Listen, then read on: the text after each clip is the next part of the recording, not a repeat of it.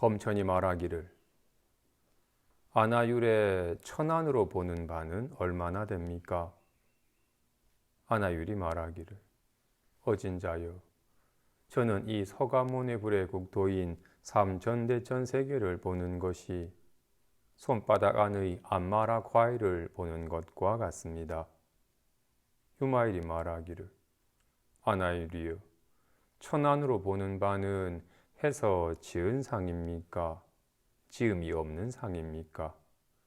가령 해서 지은 상이라면 외도에 오신 통과 같고, 만일 지음이 없는 상이라면 곧 이것은 함이 없어서 응당 본다는 것이 있지 않습니다.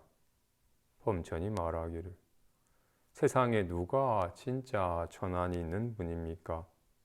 유마일이 말하기를 부처님에게 있으니 세조는 진짜 천안을 얻어서 항상 삼매에 있으면서 모든 불국토를 다 보지만 두 가지 상으로서 아니합니다.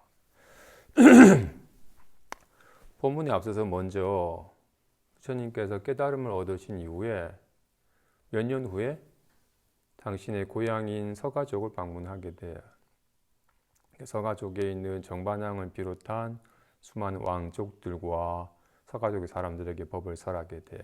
그때 아나율이 처음으로 부처님의 법을 듣게 돼요.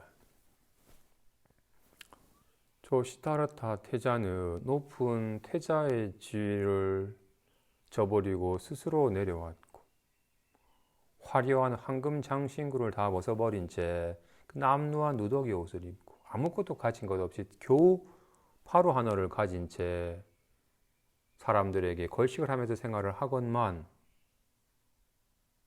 어찌 저렇게 편안한 모습일까?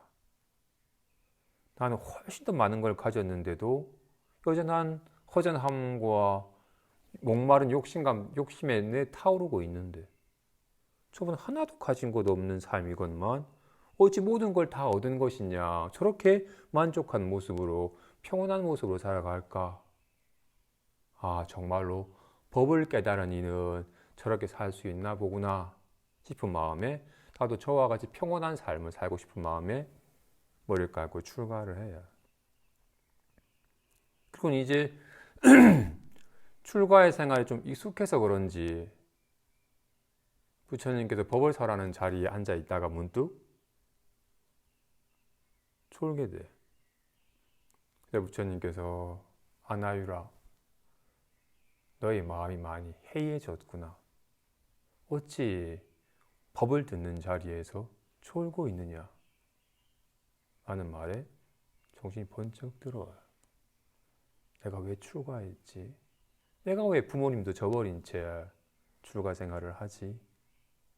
나 또한 이 법을 증득하여 온갖 인연에 걸림없는 삶을 살고자 출가하였고, 무엇보다도 법을 구하는 마음이 간절하건만 어느새 마음이 해이해져서 법을 듣는 자리에서 부처님께서 곧장 법을 설하여 곧장 법을 깨달을 수 있는 인연의 기회를 주는 자리에서마저도 내가 심지어 졸고 있다니, 내가 너무 많이 해이해졌구나 라는 마음에 깊이 뉘우치고 각성을 해야 내가 다시는 졸지 않으리라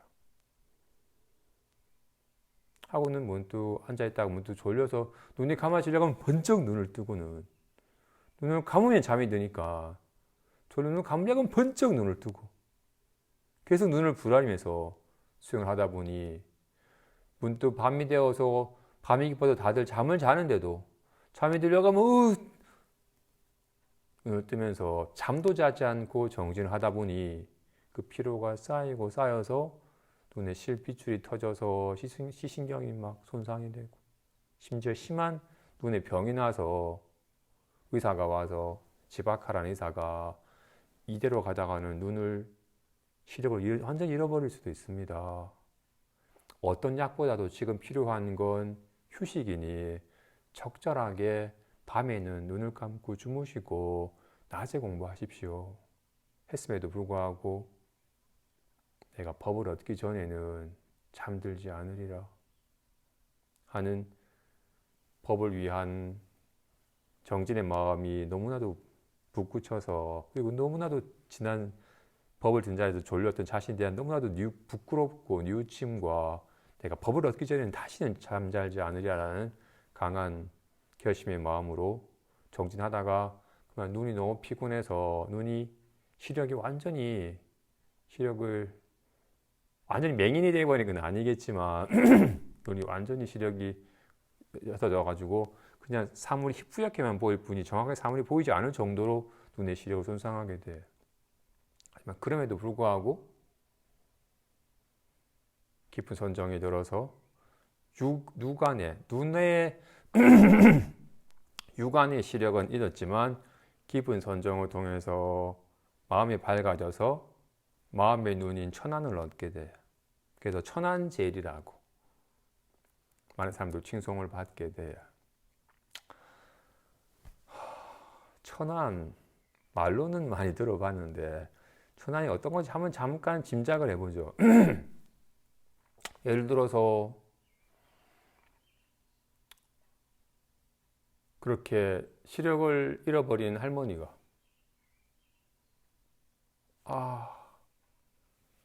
아가 빨래 널었으면 빨래 걷어라 비 올 건가 보다라고 먹구름이 밀려오는 것을 보지도 않으셨지만 조짐만으로 비가 올려나 보다라는 걸 아시는 것과 같이 눈으로 보는 건 아니지만 어떤 일이 벌어질 거라는 걸 미리 아시는 거죠.